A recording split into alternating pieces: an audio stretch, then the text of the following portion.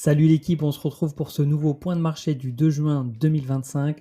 Comme chaque lundi, on se retrouve pour débriefer de l'actualité macroéconomique. On passe en revue sur les graphiques les principaux actifs que sont les indices boursiers américains, l'or, le pétrole, le dollar et bien sûr Bitcoin et les cryptos. L'objectif de ce rendez-vous hebdo est simple, avoir une vision claire des tendances en cours, des niveaux techniques clés et des éléments macroéconomiques à surveiller. Un rendez-vous pour prendre du recul, affiner nos stratégies et être prêt aux différents scénarios que peut prendre le marché. Avant de commencer, je vous rappelle que je ne suis pas conseiller financier, que je n'ai pas de boule de cristal. Je vous partage simplement mon analyse et ma vision du marché basée sur la psychologie des marchés au travers de l'analyse technique. Et rien dans cette vidéo ne constitue un conseil en investissement. Globalement, cette semaine, le marché crypto est plutôt dans le rouge, hormis Quant, le Cro de Crypto.com, le Memcoin SPX et la CryptoDex que je ne connais pas qui sont dans le vert. La majorité des alts aujourd'hui sont dans le rouge. Concernant Bitcoin, on est également dans une petite phase de correction, moins 4,5%,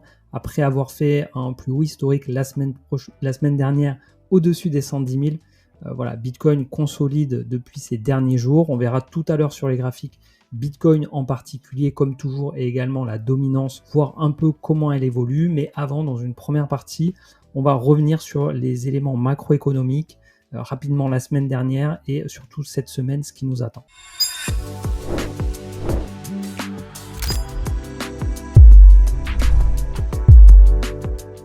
Bienvenue sur La Crypto by Joe, je m'appelle Jonathan, j'investis dans les cryptos depuis 2017 et depuis un peu plus d'un an et demi maintenant, je partage mon expérience et mon parcours d'investisseur en crypto sur YouTube. Donc je vous invite à aller faire un petit tour sur la chaîne, il y a différents formats de vidéos, donc si vous pensez que ça peut vous être utile, je vous invite tout simplement à vous abonner et à activer la cloche pour ne pas manquer les prochaines vidéos. Pour ceux qui débutent, vous trouverez dans la description un guide gratuit qui vous présente toutes les bases pour pouvoir débuter sereinement dans l'investissement crypto. Alors on enchaîne avec la nouvelle macroéconomique attendue la semaine dernière. C'était la deuxième estimation du PIB américain pour le premier trimestre 2025. La première prévision, donc établie le 30 avril, était à moins 0,3% de PIB. La semaine dernière, on a eu donc la deuxième estimation. À chaque fois, pour le PIB, on a deux estimations avant d'avoir le chiffre final. La deuxième estimation est un petit peu meilleure, on est à moins 0,2%. Donc ça reste quand même très décevant et voire inquiétant de voir un PIB américain en recul. Comme il est un petit peu moins que l'estimation précédente, c'est plutôt, on va dire, quelque chose de positif. Mais en réalité, pour moi, ce sont des chiffres qui sont plutôt négatifs. Donc on verra le mois prochain quels sont les chiffres définitifs. Mais on aura certainement officiellement un PIB américain en négatif pour le premier trimestre 2025. La semaine dernière, on a eu un nouvel épisode dans les droits de douane imposés par Trump. Donc ce nouvel épisode, à savoir, c'est la décision de la Cour du commerce international à New York qui menace de retirer à Donald Trump son moyen de pression favori en matière commerciale et diplomatique. La Cour d'appel a accordé jeudi en urgence le maintien des droits de douane voulu par le président, le temps de se prononcer sur le fond. Mercredi soir, on avait l'annulation de ces droits de douane réciproques ordonnés par la Cour du commerce international, expliquant que Donald Trump a outrepassé les pouvoirs dont il dispose lorsqu'il a imposé ces droits de douane par décret présidentiel. Ça a été estimé à l'unanimité des 3 juges de la Cour. La Constitution américaine et l'histoire législative du statut sur lequel s'appuie la Maison-Blanche ne confèrent pas au président une autorité aussi illimité à imposer des droits de douane infinis sur les marchandises provenant presque de tous les pays du monde, a tranché la Cour. Suite à ça, la Cour d'appel des États-Unis a déclaré qu'elle suspendait la décision du tribunal pour examiner l'appel du gouvernement et a ordonné aux plaignants dans les affaires de répondre avant le 5 juin et à l'administration avant le 9 juin. Côté Trump, évidemment, ils ont déclaré qu'ils n'étaient pas découragés par la décision du tribunal commercial, affirmant qu'il s'attendait soit à l'emporter en appel, soit à utiliser d'autres pouvoirs présidentiels pour garantir l'entrée en vigueur des tarifs. Donc chaque semaine, on a droit à un nouvel épisode sur les tarifs. Moi, j'ai le sentiment, en tout cas, on verra sur les graphiques, que ça a de moins en moins d'impact, même si ça génère toujours un peu de stress pour les investisseurs.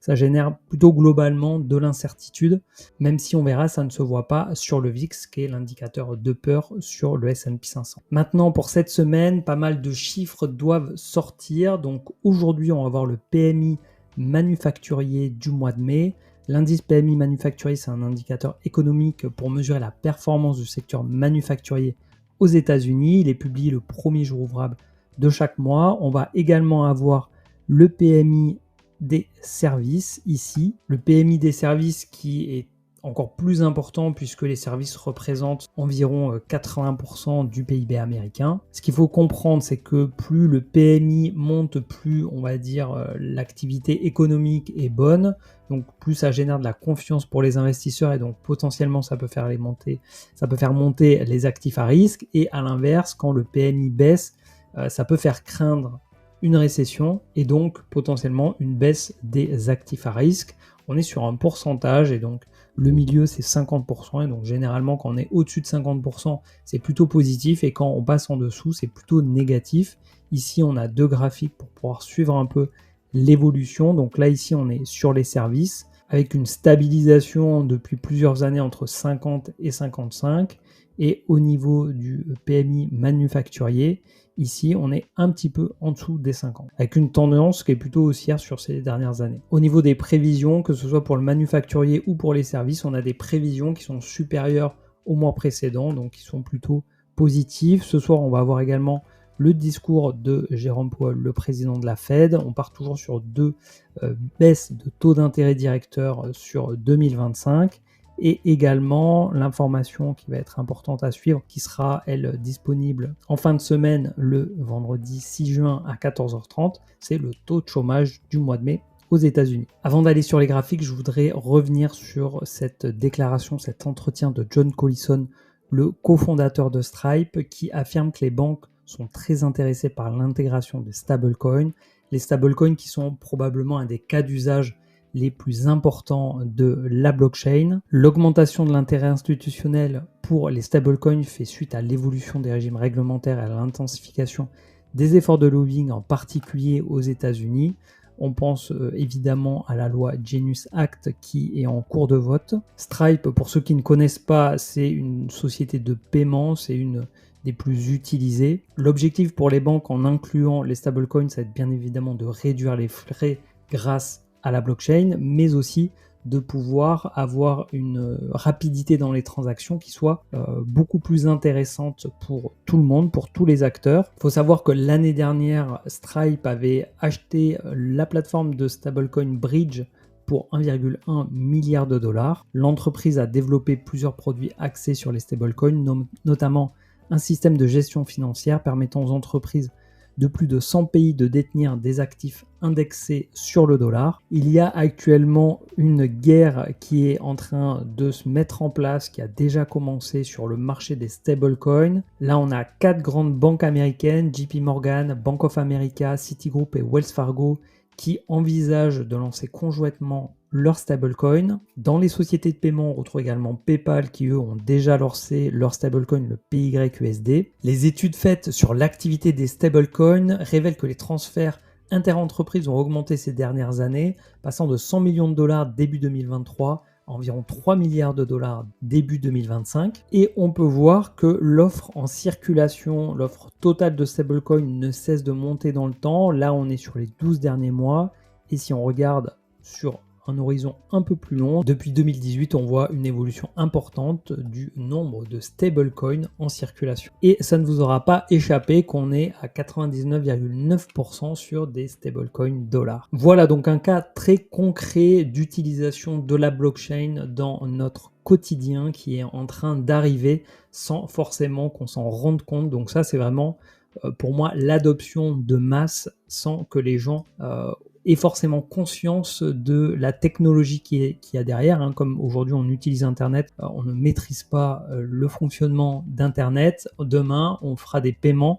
D'ailleurs, on ne maîtrise pas comment fonctionnent les paiements aujourd'hui, mais on sait maintenant que la blockchain sera utilisée dans les années à venir pour les paiements. On passe maintenant sur les graphiques. On commence par l'indice boursier américain, le S&P 500. On a eu la semaine dernière une bougie de hausse, donc on est toujours pour moi au milieu de ce range. On a eu donc la clôture mensuelle, une magnifique bougie verte. On voit donc ici une mèche très importante due à la volatilité suite aux annonces des tarifs douaniers de Trump. Tout ça semble aujourd'hui en tout cas derrière nous, ça ressemble à un joli V-bottom. On voit également que les différents nouveaux épisodes qui arrivent sur les tarifs douaniers ont moins d'impact qu'au départ. Voilà, donc un joli V-bottom avec donc le S&P 500 qui va continuer d'évoluer dans ce range. Aujourd'hui, on est en milieu de range. On a une belle poussée haussière, voilà. Donc après, on peut envisager un retour sur la borne basse avant peut-être un rebond ou une continuation haussière. Là, pour moi, c'est très indécis. Comme on est en milieu de range et qu'on a eu une forte poussée haussière au mois de mai, pour tous ceux qui disaient sell in May and go away, bon, c'est pas ce qui s'est passé. Donc voilà, peut-être on peut s'attendre maintenant après cette hausse à une petite correction. Sur le Nasdaq, toujours, on a sensiblement le même graphique. Tout à l'heure, je vous parlais du VIX, donc on retrouve en fait un niveau assez bas en dessous des 20. Voilà, on est loin ici de la peur qu'on avait eue. Voilà, un VIX qui est plutôt en train de baisser tranquillement. Du côté du gold, on a fait une petite semaine baissière, puisque là, la bougie verte, c'est la semaine en cours. Si on regarde au niveau mensuel, on a une bougie limite verte, puisqu'on a l'ouverture et la fermeture qui sont quasiment au même niveau. Environ aux 3300 $. Donc on enchaîne les bougies vertes sur le gold. Le mois démarre extrêmement bien, toujours dans le canal haussier. Le gold qui a toujours beaucoup de force. Voilà, petite latéralisation depuis un mois et demi maintenant, voilà, autour de ce niveau des 3300. Mais le gold qui continue dans sa tendance haussière. Le dollar, quant à lui, sur la semaine, fait un léger rebond après avoir fortement baissé la semaine du 19 mai. On est toujours en train de travailler ici ce support qui tend quand même à être cassé par le bas. C'est encore indécis. Il y a potentiellement également ce support, le support de ce canal haussier qui pourrait être testé dans les semaines qui viennent. En mensuel, on a eu une bougie rouge, mais un petit peu moins du coup que les mois précédents, mais qui indique quand même, voilà, une tendance baissière sur le dollar. Ce qu'on peut s'attendre maintenant, c'est à venir travailler ce support-là avant. Pour moi, en tout cas, le scénario le plus logique, c'est d'avoir un rebond. On est dans une zone ici de confluence qui est quand même assez forte. Et on le voit également sur l'euro-dollar. Je vous avais dessiné ici ce rond. L'euro-dollar qui, là, cette semaine, est en train de partir très très fort à 1,14. On est en train, ici, après avoir cassé cette résistance-là, on est en train de casser celle-là. Donc un mouvement haussier avec un euro qui prend beaucoup de force par rapport au dollar, mécaniquement ça entraînerait une chute du DXY, puisque le DXY c'est le dollar contre un panier de devises, mais l'euro représente 60% de ce panier de devises, donc pourrait entraîner une cassure baissière et on pourrait avoir un dollar du coup qui casse ses supports, même si aujourd'hui c'est pas encore le scénario que je privilégie. Là la semaine elle commence tout juste, donc voilà, faut attendre encore un petit peu avant d'avoir un peu plus de clarté sur le mouvement, s'il est continué ou s'il s'inverse. Maintenant sur le Bitcoin, donc on a une clôture mensuelle du mois de mai qui a battu un record historique, environ 104 500 $. Donc ça c'est pour moi un signal plutôt haussier sur Bitcoin. On est venu, si on regarde un peu plus court terme, on est revenu là faire un pullback ici sur cette zone de résistance qui pourrait maintenant faire office de support. En tout cas, c'est le scénario que je vais privilégier, c'est celui que j'ai plus aussi envie de voir pour revoir du coup Bitcoin qui repartirait avec de la force vers le nord. Il progresse, comme on l'a vu déjà, par palier. On a eu ici une première marche, une poussée, une deuxième marche, une poussée, une troisième marche, une poussée, une quatrième marche. Voilà. Donc maintenant, ce qu'on aimerait voir, c'est une nouvelle poussée pour établir une nouvelle marche. Voilà, peut-être autour des 130 000 $. Voilà, ça, je ne sais pas évidemment où va aller le cours, mais c'est le scénario que je privilégie, tout en gardant en tête qu'on pourrait avoir une continuation baissière à court terme, puisque là, si on regarde, si on descend un peu dans des unités de temps un peu plus basses, si on se met en 4 heures, voilà, on est en train de mettre quand même une structure baissière en place. Vraiment, là, on est, pour moi, on est à très court terme.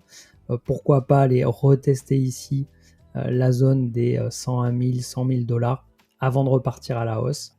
C'est aussi tout à fait envisageable et puis bien évidemment ça peut encore aller plus bas. On est quand même très proche des plus hauts historiques, donc il y a beaucoup de personnes qui sont en gain sur Bitcoin. Et donc voilà, plus il y a de gens en gain, plus potentiellement ils pourraient avoir envie de prendre des profits dans un contexte macroéconomique qui n'est pas non plus ultra florissant. Voilà, c'est juste une gestion du risque. Donc après, à chacun d'adapter et de gérer sa gestion du risque par rapport à sa situation, sa stratégie et son portefeuille. Côté Bitcoin dominance, donc on est toujours dans ce canal haussier. On a fait la semaine dernière une troisième bougie haussière consécutive. Ici, on est également sur un début de semaine plutôt à la hausse. On se rapproche du plus haut historique qui est autour des 65,3%. Donc on est à 64,5 aujourd'hui. La tendance est donc toujours favorable à Bitcoin qui poursuit sa hausse dans la dominance versus l'ensemble du marché. On a Ether qui continue de consolider autour des 2500. Là, ça fait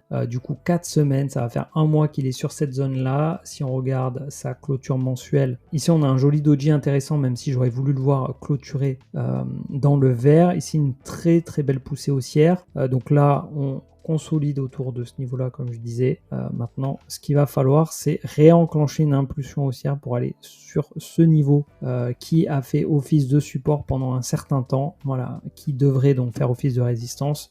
On est autour des $3000, de le voir casser à la hausse, ce serait effectivement quelque chose de positif. Et si on regarde par rapport à Bitcoin, après avoir eu une très belle impulsion il y a un mois maintenant, donc la semaine du 5 mai, on maintient en fait ETH Bitcoin, ça se maintient. Voilà, donc ce qu'il faudrait également pour voir une altcoin season, une saison des alts, voir les alts reprendre de la performance, ce serait bien que Ethereum, qui est la deuxième plus grosse crypto, montre le chemin, le leader des alts reprenne de la force par rapport au Bitcoin.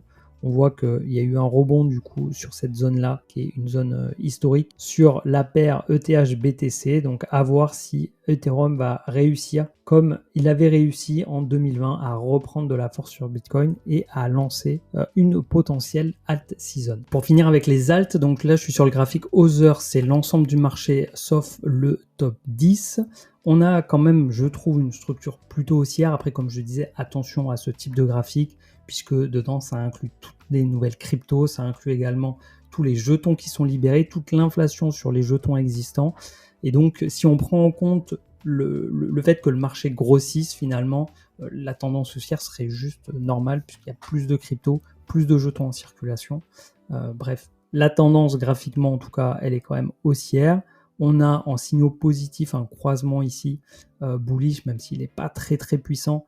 Ça croise les deux moyennes et croise quand même du coup à la hausse. Donc ça, c'est intéressant. Historiquement, ça a toujours été plutôt signaux de hausse sur ce graphique-là. Maintenant, comme on l'a vu par rapport à la dominance, il faut rester prudent. C'est aussi dans ces moments-là qu'on fait des bons coups sur les alts, donc il faut savoir mesurer son risque. Il n'y a pas de gros rendement sans gros risque. Souvent, on a tendance à se projeter sur les potentiels gains, mais pas sur les pertes, donc soyez très vigilants à ça. Je reste donc convaincu qu'il y a un gros potentiel sur les alts, mais grosse vigilance dans la gestion du risque par rapport à l'ensemble de votre portefeuille.